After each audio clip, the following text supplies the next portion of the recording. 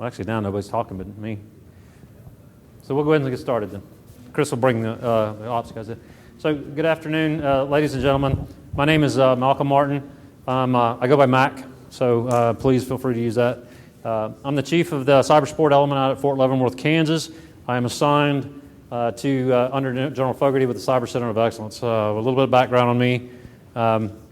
Retired 2008, electronic warfare officer, air, ground, and other, and then went to work for INSCOM, CNO planner, conducted a lot of special electronic attack capability development, was really a capability developer for INSCOM, then moved over to the computer network operations proponent, which was the first force modernization proponent for the Army regarding cyber. It was at CAC, Combined Arms Center, Leavenworth. It got moved from there to SMDC to our cyber. I followed it, ended up with our cyber for a while, and then with the realignment and the stand-up at the center, I was realigned under General Fogarty and the Cyber Center of Excellence. So a little bit of history about kind of where I'm coming from.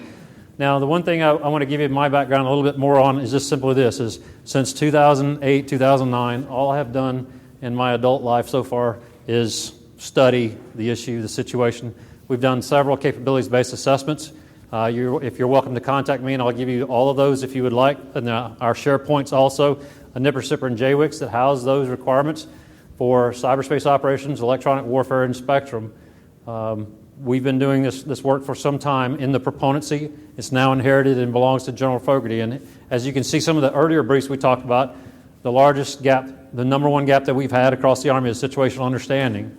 And that's something that I'm writing out in support of the TICM Cyber folks out at Gordon. So a lot of stuff ongoing in, as far as the .mil PF, if you would, of a proponency.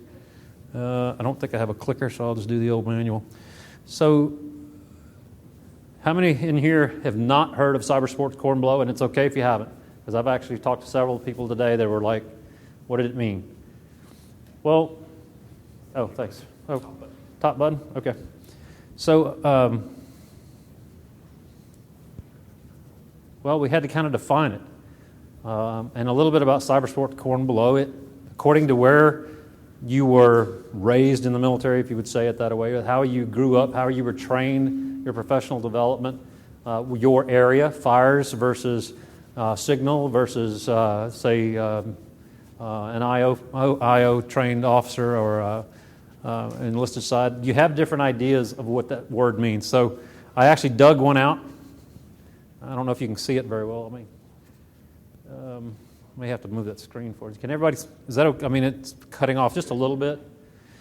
But the biggest thing we want to talk about is, okay, what are the threat actors, and talk about operational convergence. And I know you guys have heard operational convergence a lot. What does that mean? We're going to talk a little bit about that today. Then we're going to talk about some doctrine and really the intellectual understanding that we're trying to build in our service. One of the biggest challenges we have as a service is understanding this new domain. It's an operational domain. It's not a war. I know people like to call it warfighting domains, but by doctrine, there is no such thing as a warfighting domain. It is an operational domain, and we use warfighting functions to assign and collect our folks according to their areas and expertise to work the issues of that operational domain.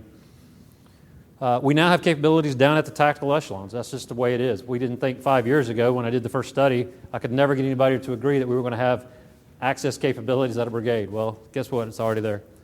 We have concepts. We've written a lot of concepts, and those concepts are driving the change across our Army. Not just our Army, though. So if you haven't noticed, but the Army has really started pulling ahead as an executive agent for the DoD on what we're doing. Why? Because we are the largest force, and two, we've spent a lot of time, effort, and money in building capabilities, our own capabilities, which some of the other guys haven't done. So that last one, culture change, is needed to invest in these areas, and that's really important. So the culture change is important, but just let me express to you the investment is even more important. Okay, I've got to have the culture change. I got you, and I know it. And trust me, that's all I've been doing for years, is trying to educate on the stuff that we need to do from an intelligence or from a signal background to our combined arms folks understanding it. But I've also got to get my Army to invest in it. Okay, and I'm going to cover some of those areas in a second. Cybersport Below definition, I'll stand out of the way so you guys can look at it. That one was approved by the Chief of Staff of the Army back on the 15th of January. 7 January 15. So important actions in and through the cyber domain enabled by the employment. So that's really important. Employment of organic and expeditionary cyberspace and other capabilities. Okay, so it's not just the term cyberspace. You need to understand the other aspects, the other capabilities that are inherently symbiotic to that capability set. And then we wrote, out of my team at Leavenworth, we're trying to build a couple different capabilities, but one of them is actually the Cybersport Below concept of operations that we can drive. Really, we're trying to drive force design and force updates as well as material capabilities and some other things, really stop mill PF, but we've got to get to the point where we can organize, and we're not organized. I'll just tell you that right now. Our Army is struggling with how we organize to conduct these operations. Sure, go ahead.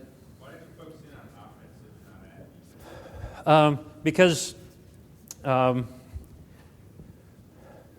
so defensive operations happens. Let me explain myself a little bit because people will argue that it doesn't. Every day we conduct defensive cyberspace operations inside the DoD information network. That is what our G6, S6, NetCom folks, that is what they do. That happens every day.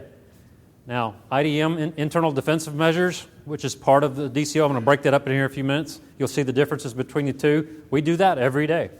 If it's inside our network, we can do it. We can work it.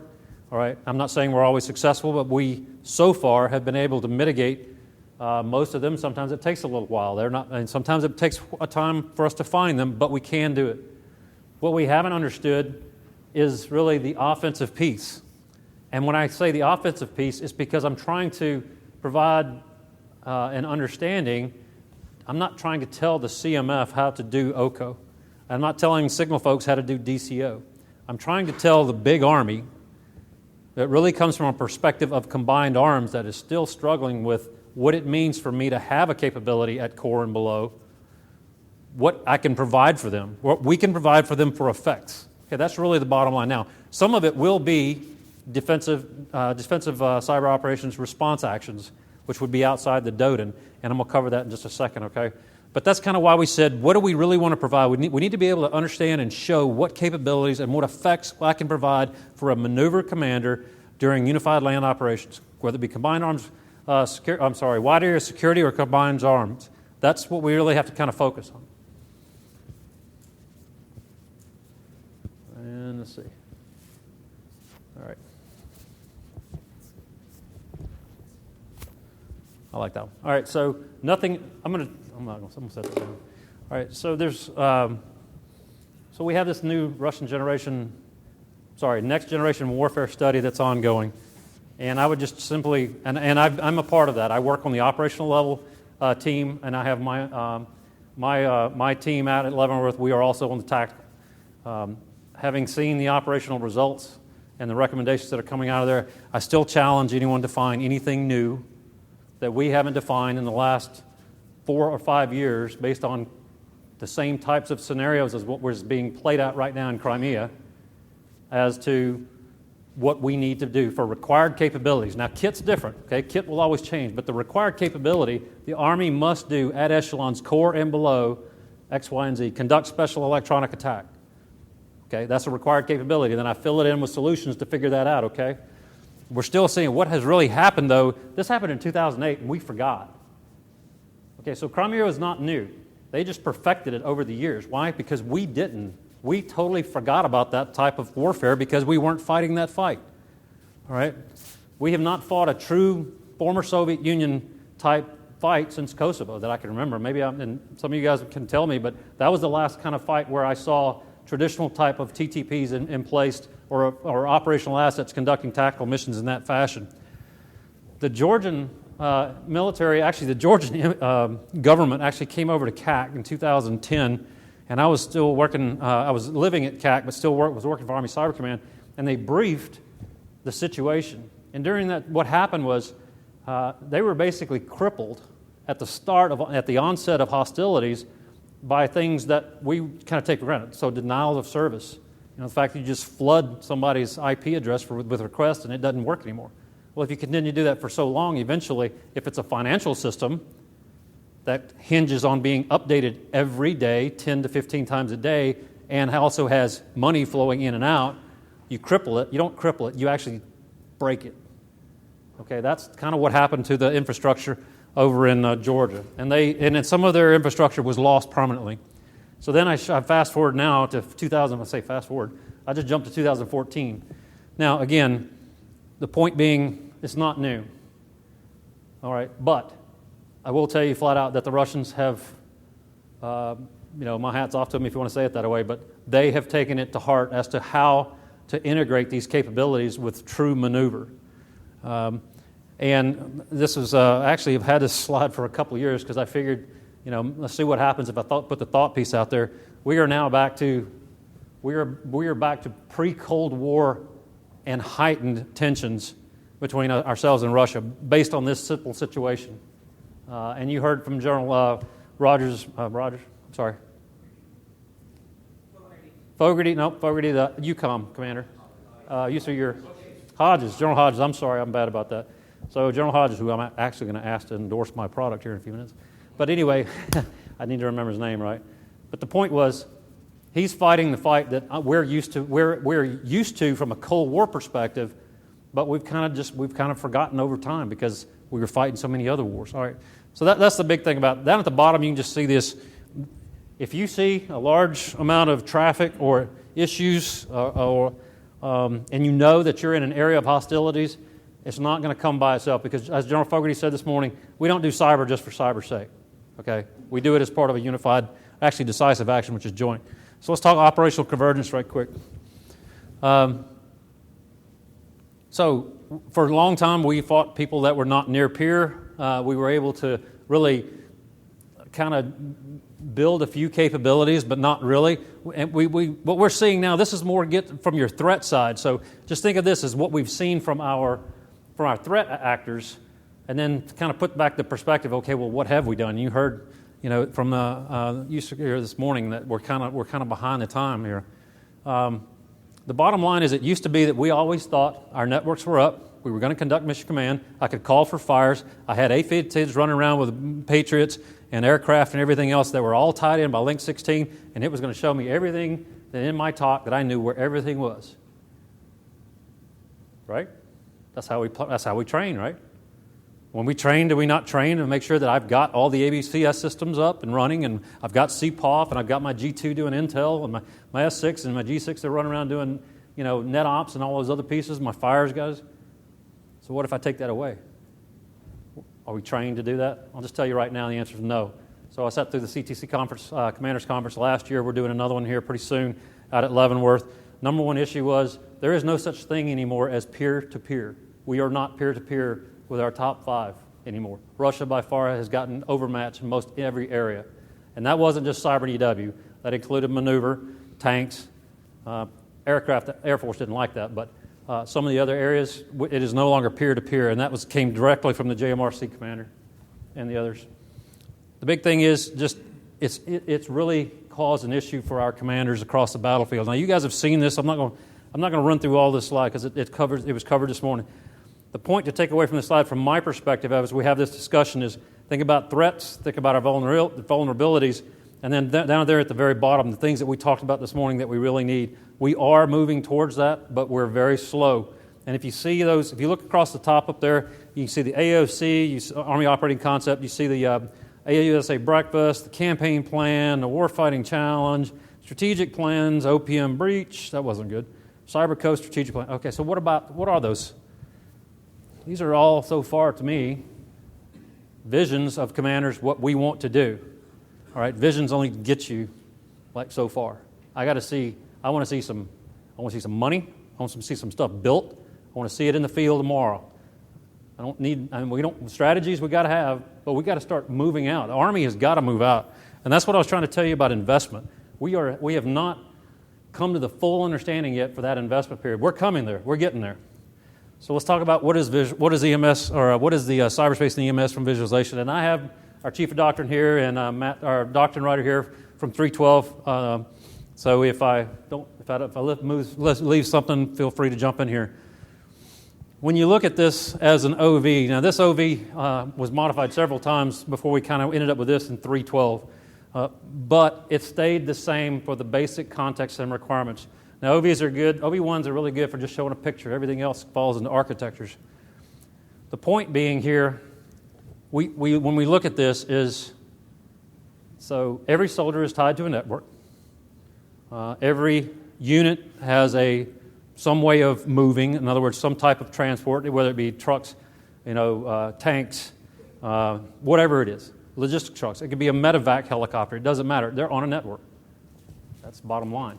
Whether it be through the spectrum, which, by the way, all spectrum capabilities, with the exception of a few legacies, run over IP now, right? So we just went in there and gave them an IP, stuck them on the net, upgraded them, and so now we can see them a little bit better, right? Blue Force Tracker was another one of those capabilities. You have all these on this network. So what does that implication mean? Well, you can no longer separate the idea of electronic warfare or spectrum requirements or electromagnetic spectrum operations as just spectrum. And cyberspace is just cyberspace. Does that make sense? Because if I conduct a mission in cyberspace, do I tell it, okay, you cannot jump from that aperture to that aperture across the water. You actually got to go down that cable and go underneath and come back up. No. Okay, it doesn't. It just goes to the least, unless you're trying to do a more capable, operation that you may tell it where to go. But for the most part, it kind of flows on its own. The important thing here to remember is it's all of the domains and the spectrum. They're all inherently part of one operational environment. And I'm not going to get into the discussion about information environment because hopefully eventually that'll go away. So where did we come from and where we're going?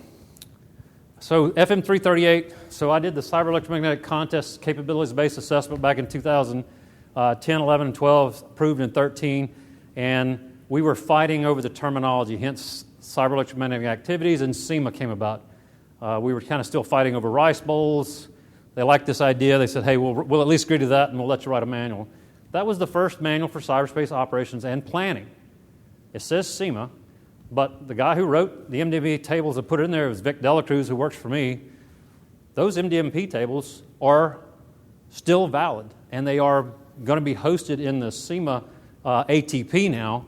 We pulled them out of 312 and put them down in the next level of capability docs. So I can give SEMA planners or cyberspace, electronic warfare, and spectrum operations planners an MTMP table to help them get it done.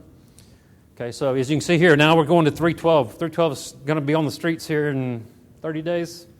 We'll do final draft staffing starting within 30 days. Okay, so we're trying to shoot, I think, for a September finalization, so sometime in September. We really want to get it up before General Fogarty leaves, but it's going to be right about the time, just right after when General Morrison shows up. It takes over. But you remember also, so this was not a Doctrine 2015 document, which changed how we write and what we put them. So we split them out as FMs are now tactics and procedures, and the ATPs are only technique pubs. And we have the larger discussion, what we really need. This is happening now. We're 95% done here. I don't know where we're at on that one yet, Chris, as far as CMA. Is that just, yeah? We've written a program directive. Yeah. That's under staffing right now. Okay. All right, and we're well past, I'd say we're probably at about a 50% solution right now on this, on an initial draft for that.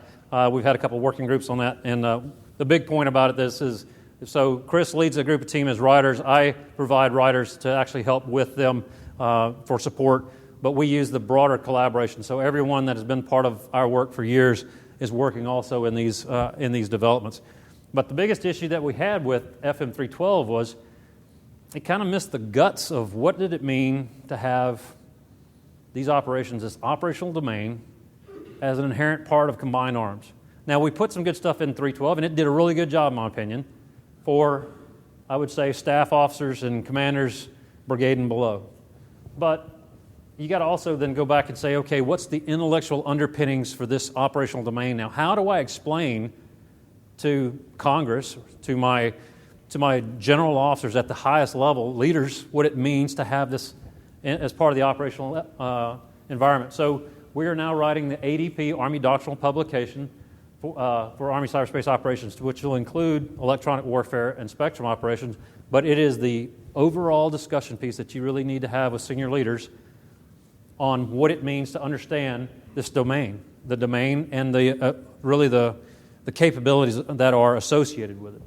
So that's where we're moving into the future. That's a draft right now. Vic Delacruz is kind of leading that under Chris Walls, Lieutenant Colonel Chris Walls.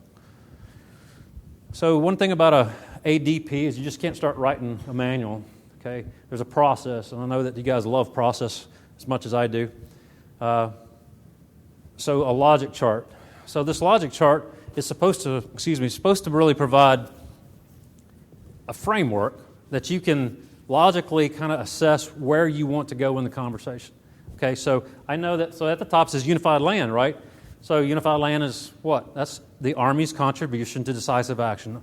Every soldier, whether you are a joint person, unit, whatever, if you are a soldier, you are providing unified land operation support to decisive action by doctrine. Clint Anchor binked that into me for about 5 years out there at Leavenworth before I would agree to it, but I agree with him now. So if you understand that basic premise of what the Army does every day, and then we really have to concentrate on cyberspace operations, electronic warfare, understanding decisive action again in these areas, offense, defense, and stability, those are our basic requirements under unified or decisive action. How does mission command, how do the core missions, how does this operation, how does it all flow together? And that's really what you're supposed to provide in this this logic chart. But down at the bottom, it really tells us how we're doing it. Okay, so this is more of the larger discussion of intellectual aspects of the domain. This is more how I do it. And so when you look at the two manuals, there's an ADP, which is a 10-page doctrine. It's the highest level doctrine we have. It's only 10 pages long. That was where you will have this conversation. And then you will have a ADRP, Army Doctrine Publication, or reference publication, that will be all the guts. And it'll be about 50 pages, and it'll contain all of this. So that's where we want to go with the next definitions. It's really trying to get that intellectual understanding going. Now, some people may look at this and they say, well, okay, so, you put cyber defense here and OPE here. Oh, so they must touch each other. They must be the same. They're not. Completely different, but they're completely dependent and interdependent on each other. Let me explain that in just a second. Look at this chart and think of it in two ways. This is what Army owns. This is what Army doesn't own. You can think joint, too, because it's the same thing. What's inside our area, what's inside the DODN, and what's outside the DODN. Electronic warfare doesn't really talk DODN, but truthfully it has the same types of flavors to it if you think about it. What do I do inside my own capabilities of my own echelons, and what do I do external? So this is how we wanted to lay this thought piece out, really. So thinking from this side, so we already talked about cyber defense. Starts from the very bottom, from the very basic. Okay? There's no real, this is not a hierarchy. This is just a way to depict missions and areas and understand how we conduct those operations. And this is going in the ADRP, I believe, correct? Or is this 312? This is in 312. This is in the FM 312. But it supports that previous logic chart as to understanding from a staff officer or really our tactical commander's understanding of what these capabilities are. So DODN Ops happens every day with our guys. IDM, we talked about that, internal defensive measures. We do that every day. Okay? Electronic Warfare Protect and Electronic Warfare Support are built into our Army every day. We do protection. We do all the warfighting functions. Protection is one of their own. We also have Electronic Warfare Support, in other words, the ability to collect signals. I'm not going to call it SIGINT because it's not, but the ability to collect, it's the same kind of process, but the ability to then target based on that capture of that information. That's what electronic warfare support is. Okay, you can see the military and then the cyberspace actions here. I'm not going to worry about that too much. What I want you to concentrate now is on the external side. So outside of our wire, we still conduct missions every day. The Army. Some people sit there and say, well, brigades don't do that. I said, I didn't say brigades did it. My brigades might. But the point is, we have soldiers every day, civilians, leaders, commanders, units, every day operating in both areas. We're not a one-dimensional Army on this, okay? That's what's really important to understand, right? We're trying to better align those forces, and that's something that we're going to do based on our doctrine and our concepts and then our con ops that we're building down the road. And I'm going to show you those here in just a second. Mack, Sir. When you were defining CSCB, Yeah. is it to the left of that line? No. Cybersport Below is all of this. All of this is part of Cybersport Below. So good point, Mike. This is what you need to understand. All of these missions, these areas, are part of providing capabilities at the lowest tactical level. Cybersport Below, you saw the definition earlier. I don't know if I really agree with it still, but we're going to get better at it over time, okay? So any questions on this slide of kind of what I'm trying to set up here? So the important thing to note is that for Cyberspace Below, us leveraging joint capabilities. We intend to place organic staff elements within the brigade, the division, and corps that can plan, integrate, and synchronize cyberspace and electronic warfare operations. Those may be Army capabilities, but it may be necessary for them to request the support of a joint capability, think cyber mission force. Now, whether they get it will be dependent on priorities and other ongoing missions. You know how that works in the Army, right? The brigade fire support officer can always request MLRS support. How often is he going to get it? Well, if he's the main effort or the main effort or the main effort, he might get it, right? So it doesn't preclude us leveraging joint capabilities in support of Army tactical requirements. Which is a good segue into this slide, because we're going to talk a little bit about organic and access to down the road. But Chris is exactly right. When I say Cybersport Below, don't think that it's only an Army asset, because I was a Navy asset and all I did was Cybersport Below.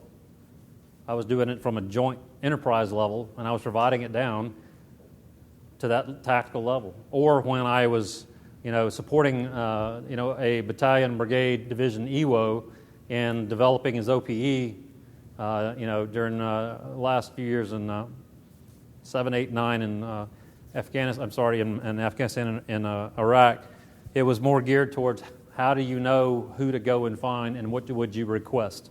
So that's really important. So now, as you know, our electronic warfare specialists used to be 35 series. There's still some around. I'm sure I'll get a challenge today that one or two of the chief warrant officer 4 and 5s around here are still considered CEWIs or CEWIs, whatever you want to call them. What we used to call them in the Army, true electronic warfare MOS specialties. Well, we kind of let that atrophy over time. We went into this other fight where it was really asymmetric. Took a while to build that back up.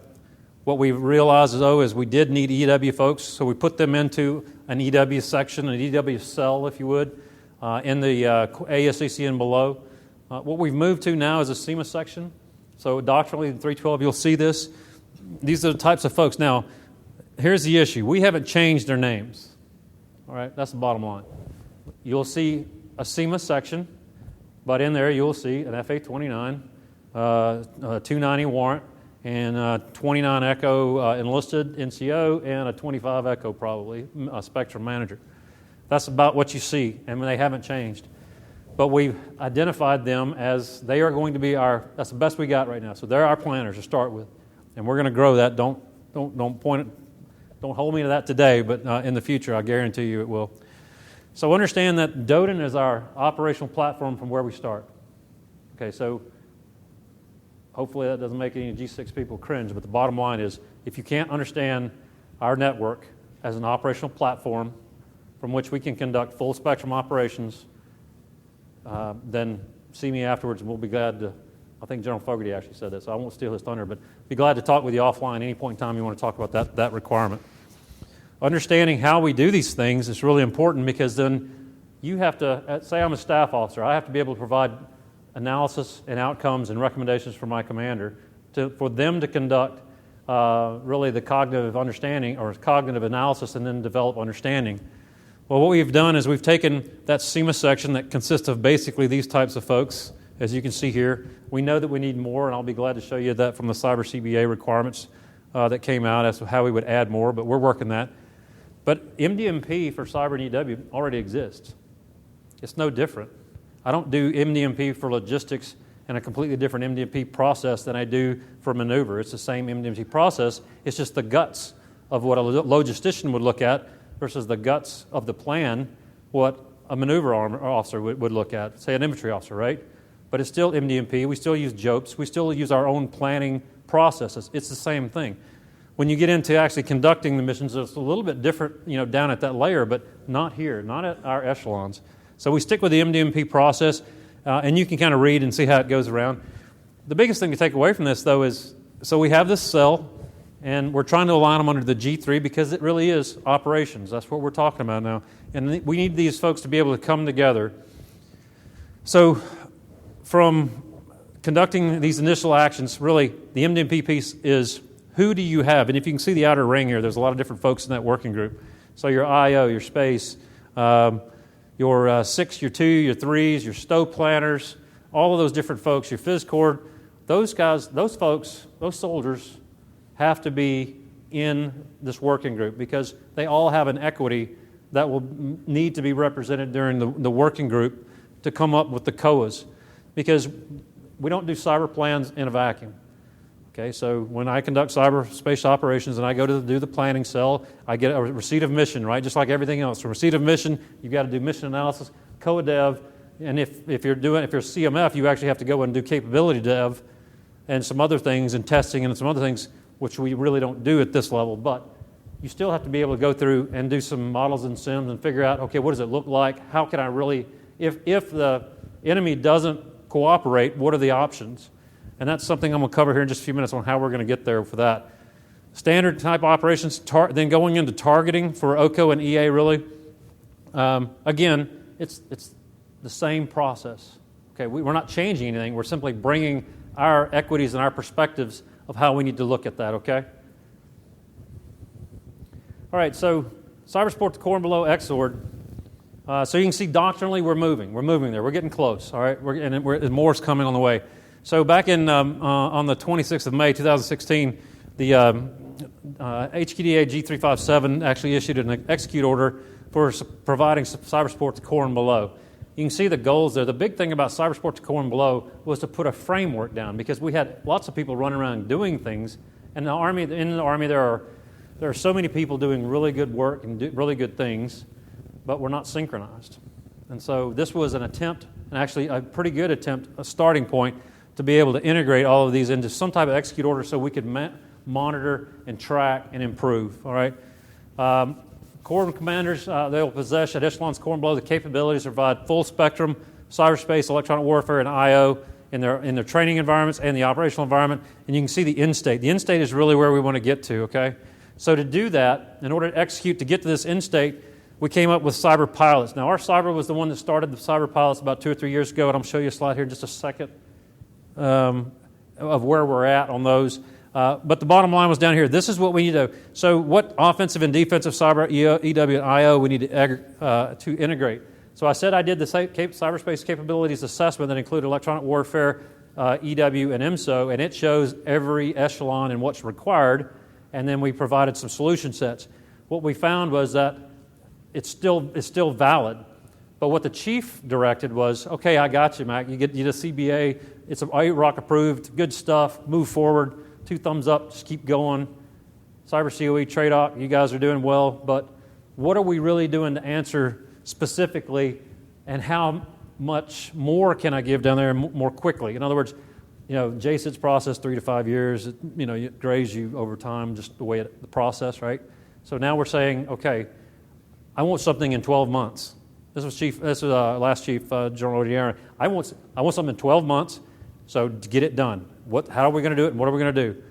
And that's really what we got after here. So phase 1 was integrate. Phase 2, really establish and implement how we're going to do it. And I would say that we are still, I wish we were in phase 2, but we're not. We're still trying to do the identify requirements and integrate, even though we've had a number of these rotations. I'm going to cover that right now. So, actually, I got them out of slides. I'm going to come to that in just a second. So, pilot purposes, this talks about it. Offensive, defensive cyber, OCO, DCO. I will tell you that when we initially started the pilots with Army Cyber Command, we wanted to concentrate on the real sexy part. Okay, we wanted OCO, offensive cyber.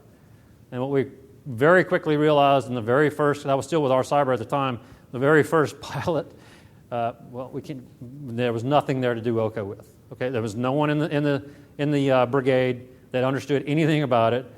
They didn't have their 29 series in place or trained, so they were working off like a 1 kilo, which is a 3-week course for planners. So we instantly recoiled and said, okay, we overstepped on that one. We're going to improve it on the next one, and we started going back to okay. And this is when General Cardone said, okay, guys, what's our basic? Where do we start? And he said, so what's the answer? The DODIN, right? DoD Information Network Operations. So start there, and see what we can do. And what we instantly found when we started, after we did that next pilot, what we found was we can look at these purposes and try to figure that out, but we got to have infrastructure. The CTCs and down at JRTC, there's no infrastructure to support DCO. World-class Cyber Op4 goes in there and gets in their networks every time. Why? Because it takes a standard password and a standard password reset to get on any of the CTC or JRTC networks. So all they needed is to remember the last admin password from 6 months ago, and they're back in. So that was the first thing that we saw. It was kind of eye-opening once we did it for you. You can kind of see across the bottom where we're at and how we've integrated not only these pilots. We started out with the JRTC back in May, and I'm going to cover that again here in just a second a little bit better. But the point about this is just take the focus areas, okay? What do we really need to be able to do? And this is kind of our lines of effort that we broke them down by. Train and educate the units, define how to write a standard operating procedure so that I'm not always making this up on the fly. Because we didn't have that. I mean, I could tell you how to conduct OCO every day. We've been doing it for day after day after day. TTPs are in place, capabilities are there. We've got a good, robust process. But that's inside, behind the green door. That's where we've been doing this mission for a long time. Now we're talking about out in the open with the Combined Arms folks. We did not have an SOP at all. 338 was good, but for some reason it was really hard to get anybody to read it. So anyway, that's where we're trying to go. Operational support, we talked about that. This is really key for us, especially in TRADOC, is experimentation. We can't just keep relearning this, guys. The first 12 rotations that Army Cyber Command supported, if you looked at the Joint Lessons Learned website, the same top 10 was the same top 10 was the same top 10, time and time and time and time again. Nothing was ever learned. And it was part of it was because we institutionally, we were not invested in making any changes for it. We hadn't seen the operational impact yet. All right, so here's the key events that I would just want to cover. These are the main ones. And I took out the NIEs because that's really not where we want to talk about today. 1.1 is ongoing right now. The big thing to take away from 1.1 is, so we have now a training pipeline built, the Army Leader Cyberspace Operations course that's part of the overall pilot process. So we get with the staffs, the commanders, their principals early on at the beginning of their train-up. We send MTTs, mobile training teams, basically. Army Cyber Command puts about 70 to 80 people on the ground during the rotation and prior to.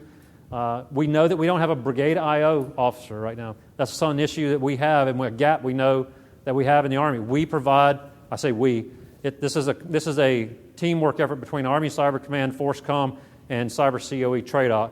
So we provide an IO planner at the brigade level so that we can have this discussion and learn from it. You can see the tasks up there. This has so far been very successful. So 1.1 is actually kicking off. Actually, it started last week. They're still going to be they're going to continue to go. My guys are on the ground right now out at Fort Riley, which is not too far from us, which was actually kind of nice. And we've been providing a lot of capability. So I've had these commanders come in from the PCCs, and they know they're going through these rotations, and they are asking, they're hungry.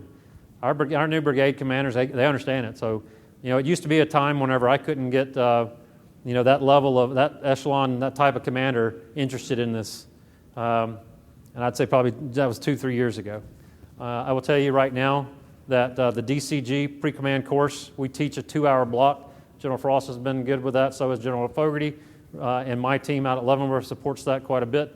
Then we're back into the 06 level brigade pre-command course where we have been providing basically a working seminar for those guys to come over and sit in our skiff at Leavenworth, sit down with my analysts that know and have done these operations and look through our doctrine, look through our TTPs, look through our ATN website and prepare themselves to understand what they need. And then they just call us and say, hey, I need this, I need more training for a staff member on this aspect, and we have some of those things. We'll shoot it out to them.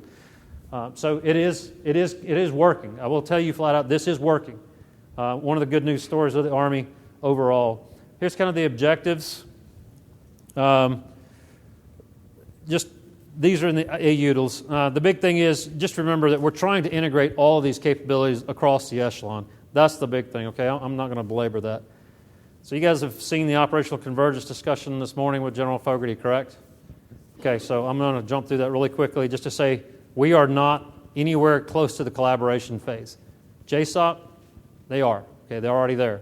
We just have to move past this. I don't want to cover this much more, but this is fundamentally driving a huge change for our Army, and the Chief and General Perkins said, do it now. Don't give me the collaboration idea. I want to see it, the convergence, and we need it now. Just move out on it. And we are. We're collapsing the networks, and we're moving well past that. So in order to have that kind of converged talk, though, you need to have situational understanding. We saw that was our number one gap. One of the things that we're doing out there is you can see this OV, which was actually the very beginning of FM 312. We had to keep it for continuity, but has been modified a little bit. It's the same type of discussions. The big thing that take away from this, though, is red, blue, and gray aspects, as well as how we are seen by them. We can see ourselves day in and day out, and we think it looks great. It's all blue, and it all is green, and it's all good. No red, no yellows.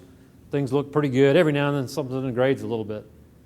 But what does that mean? So as you heard this morning, General Fogarty's discussion about, and General Hodges' discussion about how the Russians were finding and fixing locations and units. Well, we have to understand what that means because, so rifleman radio, how many times do you see rifleman radio turned off in the field? Do you guys realize that rifleman radio beacons continuously? So it's like holding up a flashlight in the dark and shining at 360 constantly, just on a string or whatever. I'm here. That's what it looks like to me, okay? It's pretty easy. So that's something that we have to understand. We still haven't changed those. So if I can build a Cyber SU capability, this is what the model is going to look like. Just concentrate on that center section really quickly. I already have sensors. So industry, gym, and commercial, that's the area. That's the operational environment, okay? Just think about that. I already do data collection. I have the intelligence folks already working. Do I have any intel folks in here? No? Okay. Well, Intel is already working, all right? I can just tell you that flat out it works today. We already have the sensors in place, the data feeds, and all that other stuff. What we don't have are the things on the left and right side. So think of this side as traditional maneuver units, and the other side as our CMF units or CPT, Cyber Protection Brigades, our CMF, Cyber Mission Forces, and a few other different like JSOC-type planners. This capability that we're building can be supportive of either, but it starts with understanding what you need from that data, building a data cloud that you can provide that information into an area I can pull from, and then having the analytics in there that will support. So analytics really are, I have a definable requirement. I need to figure out what the anomalies of this type mean and how it affects my spectrum. I would build an analytic to actually fill that and provide that information. The bottom line, though, is user-defined operational picture. If I'm at an ASCC, that's very different as a core requirement for operational requirements, right? For needs, I'm doing phase 0 for not just that JFlick or CJFlick, I'm doing it for all of my AOR, so there's a larger issue I have. I'm also doing it for a specific JTF headquarters now for shaping, okay, that in phase 0 and 1. That's something that's really important. Once I get over here to this side of the house, and now I'm in phase 2, joint phase 2 and above, providing that to the applicable commander at the right time with the right information flow has got to happen. And we are a long way from this right now, gentlemen. Ladies and gentlemen, we have a lot of capabilities. So CPOF's out there. So how does CPOF update right now? Typically with what I call a swivel seat. Okay, somebody gives me some intel, somebody gives me another piece of information, and I have a staff officer that sits there, turns from one seat to the other, and sits on a CPOF machine, puts it in there, and it updates manually. Okay, so just think about that. I want to let you guys have some time for discussion here. I know I had a lot of slides. I think this may be the last one, or that's the last one. All right, so I think, yeah, that's good enough. That'll be the last one. Just think about this. All right, this is more of a wrap-up of what I'm trying to say, ladies and gentlemen. If I am going to conduct traditional maneuver using all of my capabilities in unified land operations, I have to understand, provide cognitive analysis. I have to have gray matter involved. Okay, human has to be involved. Can't do machine-on-machine everything. Right? I've got to be able to provide that information so that my staffs can provide that to the commander who knows 2 and above, 1 and below, understands the second, third order effects of what they're trying to do in their operation and their commander's intent. So they have to have a capability that crosses all the warfighting functions. That's the one thing about cyberspace and the EMS. Every warfighting function uses it, and every operational domain uses it in some fashion, or it crosses them, okay? So understanding how the warfighting functions, think about this as my staff, and then as my battle command systems that I have, okay? Taking these two together, understanding what I need to say and what I need to ask for in the SEMA working group. I have a working group that's kind of packaging that together, and then pulling out what I need to go into the convergence discussion, and then provide a capability. We call it the Common Operating Environment down here, UDOP, User-Defined Operational Picture. That's at least the start. Now, that doesn't mean I'm going to be able to have all the capabilities. We're still working on some of those too. But you have to start by understanding what capacity and capabilities you have today, because we're already conducting operations. So I would say that's why cyber situational understanding is the number one gap across the Army as far as our community is concerned. And that includes the spectrum, okay? So don't think it doesn't. Down at the bottom you can see how we are looking at close fight versus really the deep fight. I've used this slide, I've had this slide for literally 4 years since George Casey left, and it still is very applicable to our discussions and our things of how we. I use the analogy here of the Recon, going from the horse down to armored vehicles to airborne cav or the air cav, down to the Ristas, and all the way down to what we have today is kind of a combined reconnaissance unit. It was a huge change for them as to how that and it took years and years and years. We don't have years. Okay, the speed of the fight today will not allow us to just sit there and continue to think about it, okay? We've got to start moving out and building things, and that's why I think it's really important for the Army to understand this now. It's an imperative. It's no longer a good thing, okay? We've seen it on the battlefield kill too many people, and if you think that the ideas of lethal and non-lethal apply in cyber and EW, I'll tell you flat out, I think I blew up a lot of things flying around that was lethal when I killed stuff. That was radiating, or we jammed it with electronic warfare and shut it down as a soft target, soft kill. I can do things in cyberspace that people want to sit there and argue, well, it was just the code that went there, but it was a second-order effect that actually caused the reactors to melt down. It doesn't matter. Okay, that's a semantics issue. I can still create lethal or non-lethal regardless of what I'm using nowadays. So that's the big thing we try to harp on. So understanding this, dominating and simultaneously dominating both. That is something that is really a little bit of a struggle right now in our LD&T environment, what we're trying to get them to understand. But that's the biggest thing I want to cover today, and I've got a few minutes that I'd like to open it up for questions, comments, or whatever you guys would like to do. Any questions? Go ahead. Go, Jay. Thanks. I really Sure. appreciate the briefing. I, like you, have been in this for a long time. And when we go to war, I think we constrain our soldiers. And it's a doctrine. It's Title 10 versus Title 50. Right. Is there any movement within the DoD to merge or change Title 10 versus Title 50 to give our warfighters the same competitive advantage that the Russians have? So the answer is no, and the answer is yes. Let me explain to you what I mean. All right, so Title 10 is traditional military operations. Okay, in cyberspace, the only organization that can conduct that is actually U.S. Stratcom through U.S. Cyber Command to conduct Title 10 cyberspace operations. Okay, so military actions in the cyber domain. Title 50 is owned by the National Security Agency. When we aligned all the different intelligence functions by an executive agent, NSA ended up with the SIGINT piece, which is really the Title 50 discussion, so an exploit or whatever.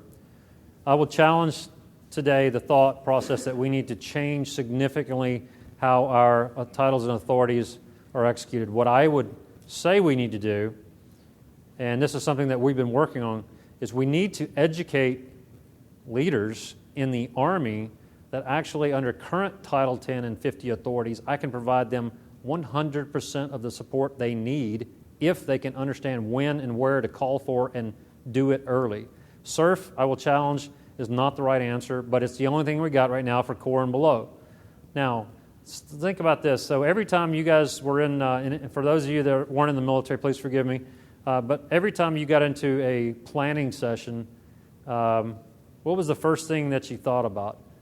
What was done before I showed up, right? Phase 0 and Phase 1, because we don't show up we don't put boots on the ground until Phase 2. Sometimes Phase 1, as we're sitting in Kuwait for 9 months prior to build up, but that happens very few times, okay? So typically, boots on the ground pops around, airborne, everybody else comes in around into Phase 1, Phase 2 starting, right? All right, so think about that. Well, how about who did my pre-assault fires for cyberspace and electronic war? Who did my pre-assault targeting? Who was the responsible party to set the stage for that JTF or the CJFLIC commander and prepare his units, her units, to be on the ground and fall in on an op order that's already been set in motion and prepared? So, go ahead. I think another way to think about it too is when we first started, right, we had to leverage existing capability, experience, infrastructure, those types of things. So what was already in place? Right, the forward intelligence mission, they had the expertise. So I would say that you will probably see a transition as the Army, gain more confidence, more experience, our infrastructure, our capabilities. So as our capability to conduct these types of operations increases, then you will see us conducting more of our own operations. We will always need to leverage intelligence gathered in the Title 50 authorities in order to form our operations and allow us to plan and assess our ops. Right? But I think that, just think about it, there was a lot of capability inside of the Army to do those things initially. And as our capabilities increased, we're transitioning and we're starting to do more than our own nickel. For example, so let's talk about CENTCOM for just a second, because that's really the only successful story that we have right now. We got PACOM asking for a NUCOM, but CENTCOM is the mature theater for us right now because we've been there so long. There are certain Title 10 actions that the CENTCOM commander can take on behalf of either the DERNZA or U.S. Cyber Command, because why? The ROE has already been met. The targets have already been pre-briefed and approved. The planning process has already been accomplished.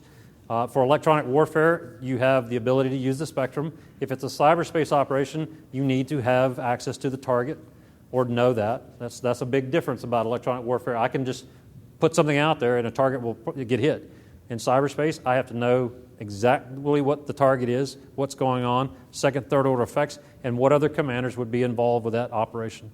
So, but it does happen. And we could not, matter of fact, when we stood up JFCC&W back in, 2007, there was no authority anywhere else other than at that time under the director, NSA, to do those types of missions, period. So NW had a hard time standing up and doing that mission initially, and that's why we kind of separated them out, and then that became U.S. Cyber Command. But the point is, think about this too, though. Go back to 1954 when we had division artillery folks and brigade artillery folks running around out there on the battlefield, and we had majors, field-grade officers running around with tactical nuclear weapons, 155s in their gun tubes. All right, so just think about that. So I'm not saying that we're going to go that far, but we proved that we could use it, right? We proved that we could use nuclear weapons, release authorities, all those other things. It's the same process, ladies and gentlemen. It's nothing new. It's just we have to prove that we can do it as a service, which we have. And I can't talk about, if you guys want to, I would recommend that you go to the classified sessions tomorrow, maybe able to talk about some more of those capabilities. But we are moving there. And the Army, by far, as being an executive agent for especially offensive cyber from a service perspective, is going to happen in the future. We have our own, we've built our own, we've got our own capabilities. We're doing more and more, and we're partnering. Actually, services are coming to us to ask us how they can be a part of our developments. And I'll just kind of leave it at that. That's kind of the best thing. Any other questions? Go ahead. Sure. A couple minutes. But the personnel that are going to be, fill those cells, Yeah. Both the IO and the SEMA cells, are those all going to be uniform personnel? And where are they going to be sourced from? Are they going to be? And when are they attached to a BCT? Are they permanent part of that BCT staff, or are they more like a CA unit or something that gets augmented? So we're doing a couple different things now. Let's talk about what we're doing today and what we want to do in the future for concept. So in today, the way we're doing it, and this only started within the last 6 months, we have expeditionary SEMA teams that are being built by the Army under traditional Title X military authorities to conduct OPE and access. So that's really what we need to be able to put down at the lower level, lower tactical levels, that can be kind of the conduit between a national enterprise capability. Just instead of just showing up at the TOC door saying, I'm here to do this mission, now you have people sitting down there at the TOC doing that convergence discussion and planning with your SEMA team of what you have. Now, I'm not saying you have a robust SEMA team. Typically, you have one or two. In a brigade, I'm talking like ones and twos, maybe threes tops. But we're getting better at that, at how we're manning those folks. We're also looking at how do I better train, because I'm not giving any additional training right now to the 29 series. We're trying to move them to a 17 so I can put them in the pipeline and give them a lot more. A lot of times, though, truthfully, our 29, I'll tell you what, our 20, is a term that we used to, they're pretty shit hot. Okay, our 29 series have been basically making themselves good at it by OJT, learning the hard way. Okay, and I would put those guys, some of them, I would put them actually up against some of our most higher, cyber guys, cyber soldiers, just because they've taken the initiative to do it. Some of them, not so much. But I'm just saying, in general, they do a pretty good job. The issue is, right, so when do they get them? So the chief, everyone made a decision they will get these folks prior to their train-up, prior to their next rotation. So we've done that. With the pilots, we're having people in the pilots now to show them what it would look like if they had all these people and all the staff elements up and the systems running and their networks able to do it. So we're giving them the realistic training of what it would look like, writing the doctrine, some other things to help out. We do provide cybersport teams down at the core and below to provide access or to provide OPE, operational preparation of the environment type missions and actions. Those flow in and out of country based on the requirements. So we are able to do a lot of the operation, but it's not sustainable.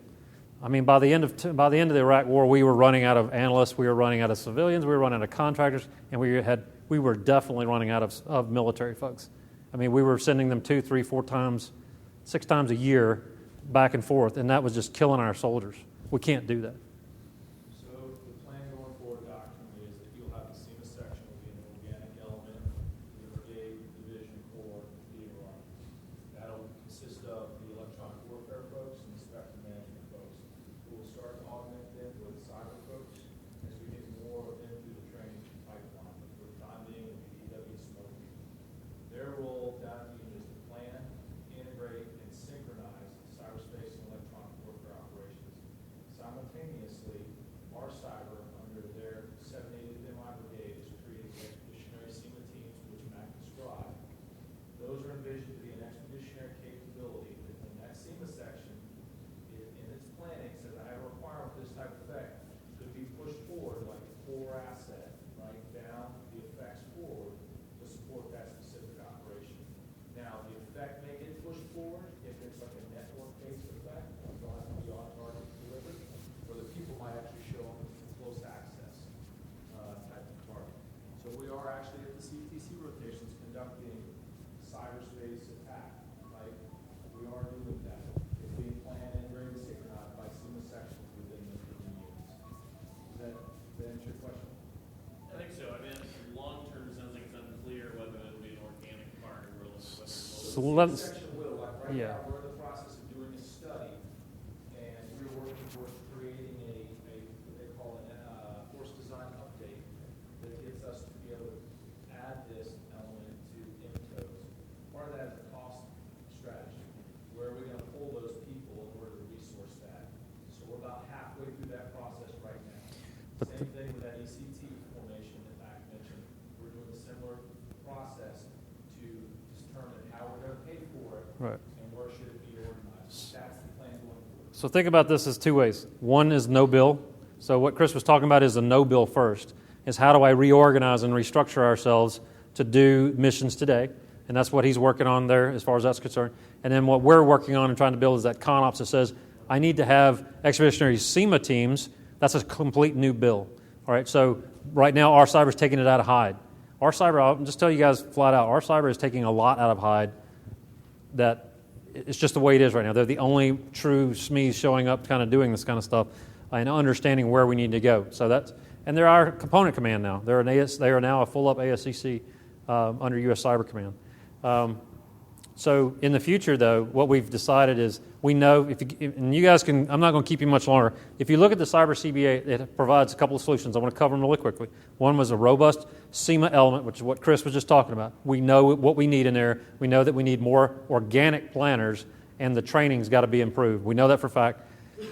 We know for a fact that we need to be able to have a 2-3-6 integration. So we talked about convergence of the TOC, right? That's got to happen. We can't continue to live in 3 or 4 different areas of the TOC and get this done. So we also must make sure that we continue to build the Joint Information Environment requirements, the CMF requirements, and all the other enterprise stuff out there that I can extend down to the ASCC and below. And then I need to finish it off with some type of capable unit that could be assigned to the Corps, but may have Title 10 and 50 capabilities authorized from U.S. Cyber Command and NSA based on what their charter is, to be pushed down from, say, JTF headquarters cyber down to the Corps, and then from the Corps, that Corps split that unit to send it down to support the brigades. Those are all actually approved solutions, and we're working on those. It's just how fast. We can't show a big bill right now, but I tell you, by 2021, you will see an MTO bill for these units. That's kind of where we're shooting for. We're shooting for 21, because that's when we expect the Army to start growing back up. Okay, a little bit. With that, ladies and gentlemen, I really appreciate it, and please, you can see my stuff up on the board here. Please don't hesitate to shoot me a note or something, give me a call. I'll be glad to provide you any additional information. I just want to say thank you very much for today.